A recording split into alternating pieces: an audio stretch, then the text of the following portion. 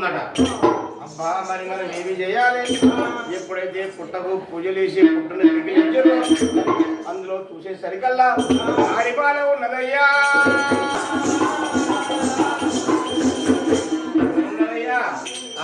ఆడి బాల మాత్రం కిలా కిలా నమ్ముతున్నాడు. అమ్మా యొక్క పార్వతీదేవి చూసి సంబూర పడుతుండే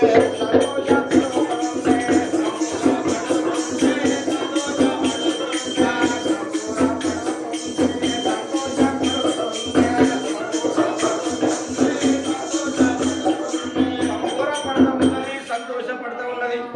ఎందుకంటే నాకు ఆడిపాల లేదు కదా, ఇటువంటి యొక్క ఆడిపాలను తీసుకొని నేను పెంచుకుంటా అని నా యొక్క కూతురు కుమార్తెను తీసుకుపోతా అని ఆ యొక్క పార్వతీదేవి ఆ యొక్క పసిబాను తీసుకొని తన ఒళ్ళో వేసేసరికల్లా సంబూర పడుతూ ఉంది, సంతోషపడుతూ ఉంది. ఎక్కడికి పోతూ ఉన్నారు, ఎక్కడికి పోతూ ఉన్నారు? శివపూరి పట్టణము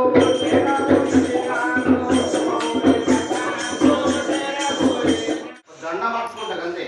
నేను మొత్తం దండ మార్చుకుని యథావిధి వచ్చి తపస్సు చేసుకుంటా అంతే అని మాత్రం చెప్పేసరికల్లా స్వామి ఇప్పుడైతే ఈ కథ నడవాలి, కథ నడవాలంటే నువ్వు రావాలి.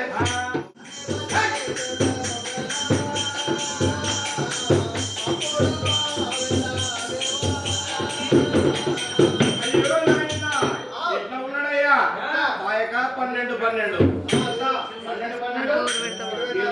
సంవత్సరాల స్నానం లేదు, కోలం లేదు, గుడ్డకోసి మీద ఉన్నాడు. ఆ యొక్క మురడు గడ్డము బారెడు మీసము ఉన్నవాడు చిన్నదగ్గి మహముని అట్లనే పోయిండట. స్వయంవరానికి పోయిండట. పోయేసరికల్లా వాళ్ళు పిచ్చి వాళ్ళు ఎక్కున్నాడు అని ఆ యొక్క సైనికులు ఆపినట. ఓరి పిచ్చివాడ చూస్తే మాత్రం నువ్వు గుడ్డ కోసి బారెడు గడ్డం ఉన్నది, పిచ్చి వాళ్ళు ఎక్కున్నది, ఏమి రా నువ్వు వచ్చి నువ్వు స్వయంవరంలో గెలుస్తావా? ఆ యొక్క బట్టలు సైనికులు ఆపిరట. ఆపేసరికల్లా ఆ శుభలేఖ చూపించిండు. శుభలేఖ ఏమి రాసి ఉన్నది? సావట్ల సన్యాసి వాడు అయినా పర్వాలేదు, రావచ్చు, గుడ్డివాడు కానీ గూనివాడు కానీ ఎవడైనా రావచ్చు, రాసి ఉన్నది కదా అని చూపించేసరికల్లా అయ్యో స్వామి నిజమే కదా. సరే మరి వాళ్ళు పోయి రాజాది రాజు అయినా అందరూ పోయి కూర్చున్నారు. వాళ్ళకి ఉన్నవయ్యా, సరే మనం పోయి చూసుకోపోవాలి. ఎప్పుడైతే స్వయంవరం పోయేసరికల్లా అందులోపలి పోయేసరికల్లా రాజాది రాజులు బంగారు ఆభరణ సైన్యం కొని కిరీటములు పెట్టుకొని బంగారు కింద అందరూ కూర్చున్నారట. ఒక్కసారి లోపల చూసేసరికల్లా గుండెలు వేలు వంట ఉన్నాయా, కార్యాలు జల్లు వంట ఉన్నాయా,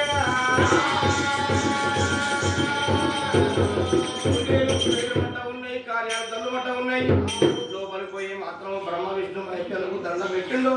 అటువంటి సభకు నమస్కారం చేసిండు, అటువంటి భూదేవికి నమస్కారం చేసిండు, ఆ యొక్క తల్లిదండ్రులకు నమస్కారం చేసిండు. నమస్కారం చేసి నేను మాత్రం గౌతమ మహాముని, నా యొక్క తండ్రి బుద్ధివంతుడు, గుణవంతుడు, జ్ఞానవంతుడు, వేదవంతుడు, వేద పండితుడు అయితే మాత్రము ఈ కొలుపులేని గంట వామ హస్తం ఎప్పుడైతే చూపెడుతున్నాం ఓం ఓం ఓం అని మోగాలి. ఎట్లా ఓం ఓం అని మోగాలని మనసులో దండం పెట్టుకొని ఇష్టతోని మాత్రము ఎప్పుడైతే మనసులో అనుకొని ఆ యొక్క హస్తము చూపెట్టిండు ఓం ఓం అని మరి మోగుతా ఉన్నదయ్యా. ఓం ఓం అని ఎప్పుడైతే మోగుతా ఉన్నదో అందరూ రాజాది రాజు ఆశ్చర్యపోతున్నారు.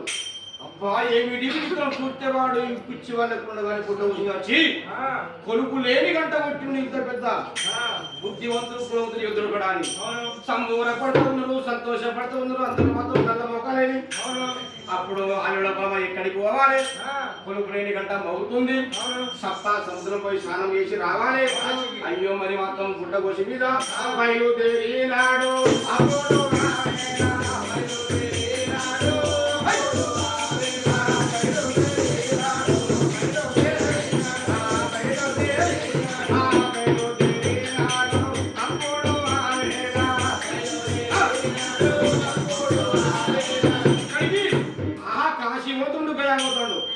శుద్ధిగా స్నానం చేసి రావాలి అని ఎప్పుడైతే బయలుదేరిండో అయ్యా కాశీ ఇక్కడ ఉంది అక్కడ ఉందా, ఎంత దూరం ఉన్నదమ్మా? మరి మాత్రం నాలుగు చల్లారక ముందే ఓం అని నాలుగు చల్లారక ముందే అక్కడికి పోయి స్నానం చేసామన్నట. ఏమి ఇష్టం అప్పుడు లోపల మాత్రం ఆ యొక్క అడవికి మాత్రం పోతా ఉన్నాడు.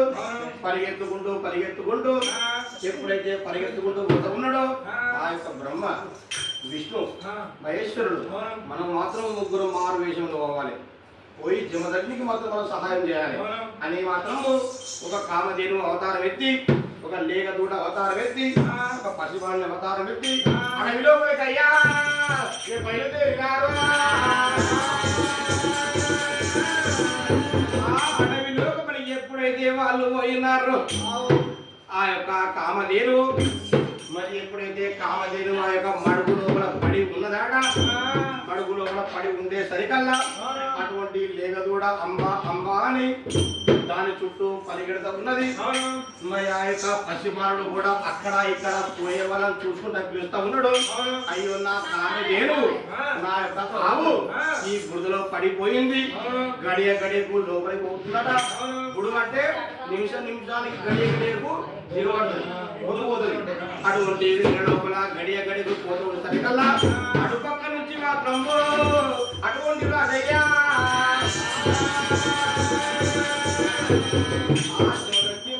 ఎప్పుడైతే అటుపక్క నుంచి పోయినట, ఓ స్వామి మళ్ళీ మాత్రం నీవు మాత్రం ఈ కామధేను కాపాడాలి, కాపాడితే మాత్రం నీకు అనుకున్న పని అవుతుంది అని చెప్పేసరికల్లా నేను కాపాడనమ్మా, నేను కాశీ పోతున్నా గయా పోతున్నా స్నానం చేసి వస్తా అని చెప్పేసరికల్లా మరి పరిగెడుతూ పోతూ ఉన్నాడ. ఆ పసివాడు ఏమంటా ఉన్నాడు, నా యొక్క ఆవు చచ్చిపోతే దాని శాపం మాత్రము నీకే దాకుతాయ్యా అని ఎప్పుడైతే అలా చెప్పేసరికల్లా అయ్యో శాపం అనే మాట ఎప్పుడైతే చెవున వినబడ్డదో, ఈ శాపం శాపం అని నా తండ్రియే ఇంతవరకు మాత్రం ఇన్ని పాపాలు మాత్రం చేసుకున్నాడు కదా, తెలియక మాత్రం చేసిండు తప్పులు, పాపం శాపాలు వస్తుండు. నాకు పెళ్ళ మొత్తం పెళ్లి చేసుకున్నా పర్లేదు, నేను మాత్రం ఈ కామధేను ఎట్లయినా కాపాడతా అని మాత్రం తిరిగి మాత్రం ఎగిరి అందులో మాత్రం మడుగు లోపల దుంకుతా ఉన్నాడయ్యా. అటువంటి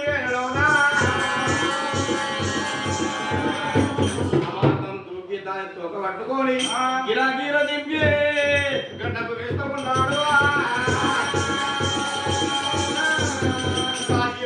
ఎప్పుడైతే గడ్డకు వేసేసరికల్లా అటువంటి యొక్క లేగదూడ అంబా అంబా అని పోయి కడుపు నిండా పాలు తాగిందట.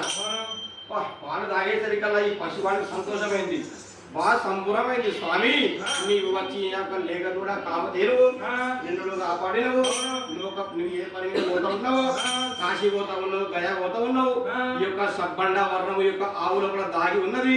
బ్రహ్మ విష్ణు మహేశ్వరుడు ఆ యొక్క విశ్వం మొత్తము సకల దేవతలు ఆ కామధేనులు ఉన్నాయి. ఒక కామధేవుని పూజిస్తే అన్ని దేవుని పూజించినట్టే అని మాత్రం చెప్పి ఒక 3 చుట్లు తిరిగిందాట. 3 చుట్లు తిరిగి దండములు పెట్టుకొని ఎప్పుడైతే దండములు పెట్టుకునే సరికల్లా దానిలో పానవాసన మాత్రము వచ్చినది. ఇంకో దాంట్లో అడుగు పెట్టే సరికల్లా పంచకము అంటే పంచకం అంటే ఆవు మూత్రం, ఆ యొక్క పంచకం వాసన వస్తా ఉన్నది.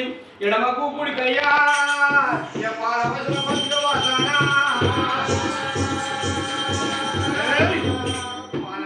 వచ్చినది, పంచక వాసన వచ్చినది. మరి ఇక నేనేమి చెయ్యాలి?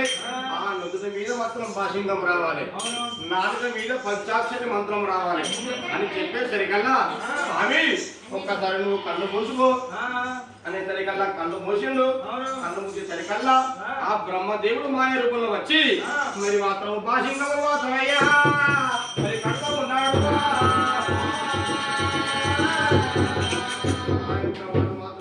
భాషింగం కట్టినాడు. ఆ విష్ణు భగవానుడు వచ్చి నాలుక మీద పంచాక్షరి మంత్రము ఓం నమో నారాయణ అనే పంచాక్షరి మంత్రం రాసిందాట. అన్నట్టుగా పొడుగుడు ఎండి గంట కట్టిండు, పాల వాసన వచ్చింది, పంచక వాసన వచ్చింది, నొత్తుల మీద భాషింగము ఆ యొక్క మరి మాత్రం వచ్చింది. ఓం నమో నారాయణ అని పంచాక్షరి మంత్రం కూడా వచ్చింది. బయలుదేరి నాడు ఉన్నాడయ్యా. లోపల పోయేసరికల్లా అందరూ అర్థమైన పానవాసన వస్తుంది, పంచక వాసన వస్తుంది. వచ్చిందా నొత్తుల మీద భాషింగం నిలబడతా ఉన్నది. అబ్బా యొక్క బోల శంకరుడు చూసి బ్రహ్మ విష్ణు మహేశ్వరులు అందరూ నిలబడరాట. నిలబడి గౌతమ మహాముని కొడుకు వాళ్ళు మీరు మాత్రం నా యొక్క కావడానికి మాకే అదృష్టం అని దండం పెట్టుకొని వెనుక ఎల్లమ్మను జమదగ్ని మహాముని ఎదురుగా కూర్చుండబెట్టి ఆ యొక్క వేరే లోపల కూట వేసుకుంటూ ఉన్నారట. సంతోషంతో సంబరంతో వేదవంతుడు బుద్ధివంతుడు జ్ఞానవంతుడు ఈ యొక్క జమదగ్ని అని కళ్యాణం మాత్రం చేపిస్తూ ఉన్నాడు.